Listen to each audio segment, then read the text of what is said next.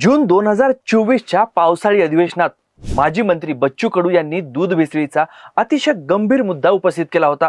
महाराष्ट्रात केवळ 14 कोटी लिटर दुधाचं उत्पन्न होत असताना बाजारात मात्र तब्बल 64 कोटी लिटर दुधाची विक्री होत असल्याची धक्कादायक आकडेवारी त्यांनी मांडली होती। म्हणजे तब्बल 4.5 पट दूध हे बाजारात विकलं जाते असं त्यांचं म्हणणं होतं।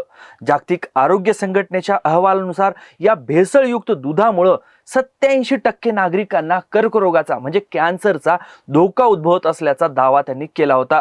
तत्कालीन उपमुख्यमंत्र्यांनी यावर तातडीनं कठोर कारवाई करण्याचं आश्वासनही दिलं होतं, पण पुढे काय झालं तर प्रत्यक्षात कोणतीही ठोस पावलं उचलली गेली नाहीत आणि प्रशासनाची उदासीनताही कायम राहिली। आता 2 वर्षानंतर राज्याच्या अन्न आणि औषध प्रशासन विभागाचे नवनियुक्त आयुक्त तुकाराम मुंढे यांच्या एका धाडसी कारवाईनं महाराष्ट्राची झोप उडून दिली। कारण डोळे झाकून विश्वासानं जी उत्पादनं आपण वापरत होतो ती उत्पादनच बेकायदेशीर दिशाभूल करणारी असल्याचं या कारवाईतून उघड झाले। एफडीएच्या पथकानं योगगुरु रामदेव बाबा यांच्या पतंजलीच्या उत्पादनांवर म्हणजेच दिव्य फार्मसीच्या उत्पादनांवर कारवाई करत तब्बल पाऊण कोटी रुपयाचा माल जप्त केलाय। त्यामुळेच आजच्या व्हिडिओमध्ये तुकाराम मुंढेंच्या कारवाई मागचं सगळं पॉलिटिक्स काय A to Z स्टोरी त्याची मी तुम्हाला सांगणार आहे। तुकाराम मुंढेंनी पतंजलीच्या प्रॉडक्ट्सवर ही कारवाई का केली, पतंजलीचं आता काय होणार, ही कारवाई करण्यासाठी सरकार तुकाराम मुंढेंची वाट का बघत होतं, या सगळ्या प्रश्नांची उत्तर तुम्हाला मिळणार आहे। त्यामुळे व्हिडिओ शेवटपर्यंत बघा आणि तुम्ही अजूनपर्यंत TOD मराठीला सबस्क्राईब केलं नसेल किंवा फॉलो केलं नसेल तर प्लीज लगेच सबस्क्राईब आणि फॉलो करा। नमस्कार, मी सदानंद घायल, तुम्ही बघताय TOD मराठी। सगळ्यात आधी आपण तुकाराम मुंढे हे एफडीएचे आयुक्त कसे झाले हे समजून घेऊ, त्यामागचं पॉलिटिक्स काय हे समजून घेणं महत्त्वाचं आहे। त्यावरूनच आपल्याला ह्या सगळ्या विषयाचा नेमका अंदाज काय तो येऊ शकतो। तर तुकाराम मुंढेंची ही जी काही नियुक्ती आहे ती म्हणजे सरकारनं त्यांना दिलेलं प्रमोशन आहे की त्यांचे पंख छाटण्याचा प्रयत्न आहे, असा प्रश्न निर्माण व्हावा अशी स्थिती आहे। कारण IAS अधिकारी असलेल्या मुंढे यांच्या 21 वर्षाच्या प्रशासकीय कारकिर्दीतली ही तब्बल 25वी बदली आहे। ज्या विभागात जातील तिथं शिस्त आणण्याचा ते प्रयत्न करतात, तशा बातम्या येतात आणि राजकीय दबावामुळे काही महिन्यातच काही दिवसातच त्यांची दुसरीकडे बदली होते किंवा सरकार त्यांची उचल बांगडी करतं असं देखील म्हणू शकतो। हे आपण वारंवार बघितलं देखील आहे। पण सध्या आपण दुसऱ्या मुद्द्याविषयी बोलणार आहोत, कारण FDA आयुक्त हे पद प्रशासकीय वर्तुळामध्ये साधारणतः 10-15 वर्ष सेवा झालेल्या IAS अधिकाऱ्याकडे दिले जातं। त्यामुळे मुंढेंसारख्या एका वरिष्ठ आणि अनुभवी अधिकाऱ्याला या खुर्चीवर बसवणं हे प्रशासकीय शिष्टाचारामध्ये त्यांना डाऊनग्रेड करणं म्हणजेच डिमोशन केल्यासारखंच मानलं जातंय।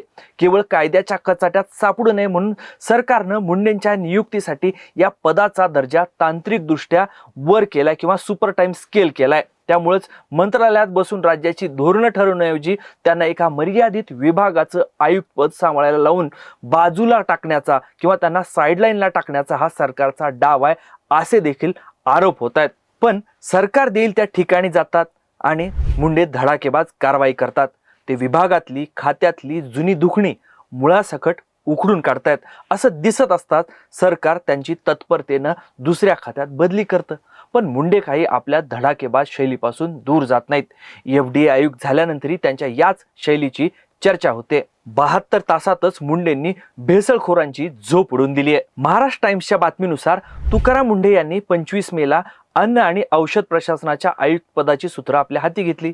पदभार स्वीकारून अवघे 3 दिवस झाले नाही तोच ते ऍक्शन मोडवर आले। संपूर्ण महाराष्ट्रात धडक कारवाईची मोहीमच हाती घेतली आहे। राज्यभर भेसळ, प्रतिबंधित गुटखा विक्री, असुरक्षित अन्न उत्पादन आणि नियमभंग करणाऱ्या आस्थापनांविरोधात धडक कारवाई आणि जप्तीची मोहीम राबवली जाते।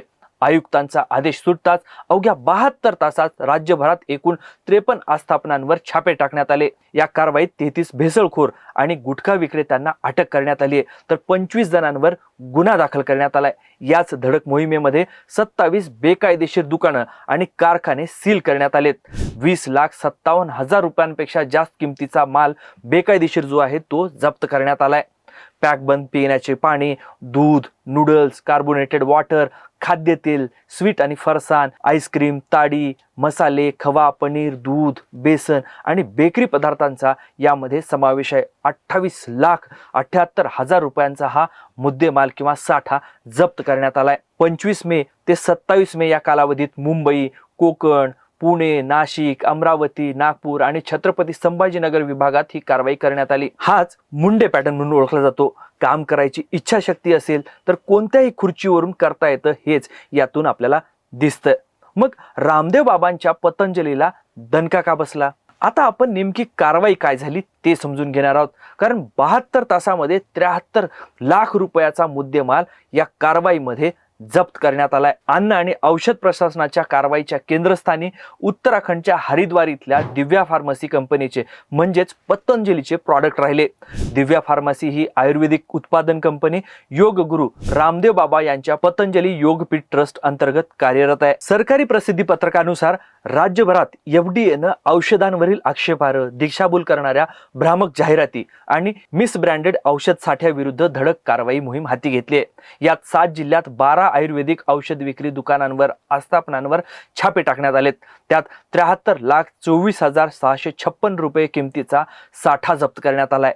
औषध आणि जादूटोणा विरोधी आक्षेपार्ह जाहिराती कायदा 1954चा थेट भंग केल्याप्रकरणी दिव्या फार्मसीवर ही कारवाई करण्यात आली. एकट्या नागपूरमध्येच दिव्या फार्मसी या उत्पादकाचा 7,26,000 रुपयाचा साठा जप्त करण्यात आलाय. तर पुण्यात ही आकडेवारी आणखी मोठी आहे. पुणे विभागात दिव्या फार्मसीच्या औषधांचा तब्बल 14,68,000 रुपयांचा साठा जप्त केलाय.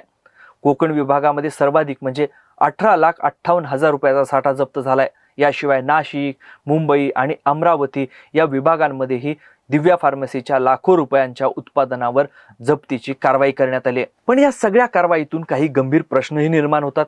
ते म्हणजे जर तुकाराम मुंडे पदभार स्वीकारल्यानंतर अवघ्या 3 दिवसातच राज्यभरातून पाऊण कोटी रुपयाचा आक्षेपार्ह मुद्देमाल किंवा साठा जप्त करू शकतात, तर मग याआधीचे अधिकारी प्रशासन तिथं बसून काय करत होतं? की फक्त खुर्च्या सडवायचं काम करत होते? या आस्थापना इतके महिने इतकी वर्ष राजरोसपणे दिशाभूल करणाऱ्या जाहिराती करत होत्या, तेव्हा सरकारी यंत्रणा डोळ्यावर पट्टी बांधून बसली होती का? की यामागं काही मोठे आर्थिक लागेबांधे आहेत? मग या सगळ्या कारवाईच्या पार्श्वभूमीवर तुकाराम मुंडेंनी नागरिकांना काय आवाहन केलं? कुठल्याही औषधावर असलेल्या भ्रामक जाहिरातींवर विश्वास ठेवून स्वतःच्या मनानं औषधांचं सेवन करू नका, कारण यामुळं आरोग्याच्या गंभीर समस्या उद्भवू शकतात, असं आवाहन आयुक्तांनी केले.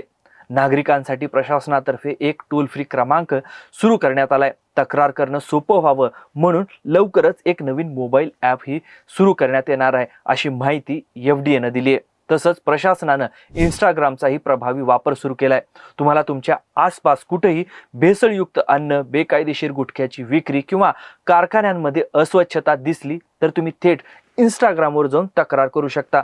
नागरिकांनी इंस्टाग्रामवर DM करून तुकाराम मुंडेंच्या अधिकृत हँडलवर म्हणजेच @तुकाराम_IAS यावर आपली तक्रार नोंदवू शकता. प्रशासनाला त्वरित कारवाई करणं सोपं जावं म्हणून तक्रार करताना नागरिकांनी पूर्ण माहिती, अचूक लोकेशन, फोटो किंवा व्हिडिओ पुरावे तिथं पाठवणं गरजेचं आहे, असं आवाहन करण्यात आलंय.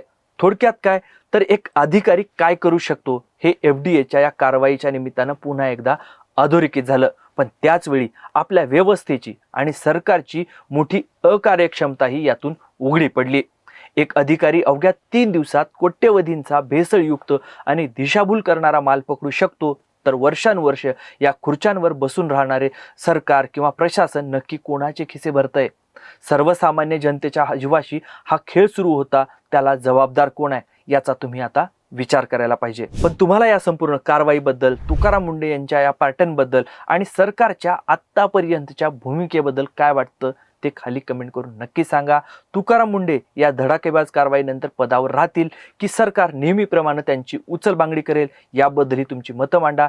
हे माहितीपूर्ण विश्लेषण तुम्हाला आवडलं असेल तर लगेच व्हिडिओला लाईक करा, व्हिडिओ मित्रमंडळींना शेअर करा आणि अशाच विश्लेषणासाठी TOD मराठीला यूट्यूबवर सबस्क्राईब करा, सोशल मीडिया प्लॅटफॉर्मवर फॉलो करायला विसरू नका. हा व्हिडिओ शेवटपर्यंत बघितल्याबद्दल आपल्या सगळ्यांचे खूप खूप धन्यवाद.